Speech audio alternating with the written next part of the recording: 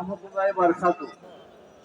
আমি হেফাজতে ইসলামের একজন নগণ্য খাদিম হিসাবে আজকে এই পবিত্র মসজিদে সারা বিশ্ব মুসলমানের প্রতি আমরা আহ্বান জানাবো যে প্যালেস্টাইনের মুসলমানদের উপর যে জুলুম হয়েছে এটা কোনো মুসলমান সহ্য করতে পারে না।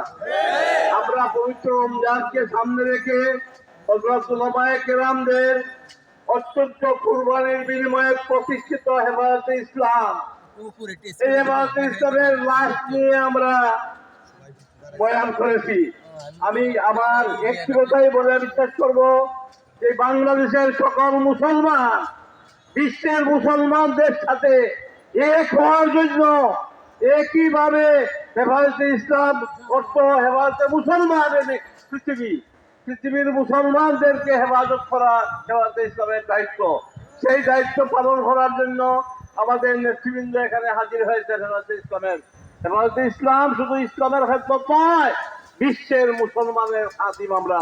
বিশ্বের মুসলমানদের পক্ষে আমাদের দাবি, প্যালেস্টাইনের মুসলমানদের উপরে জুলুম করে ইহুদিরা সারা যে কীর্তন করছে তাদের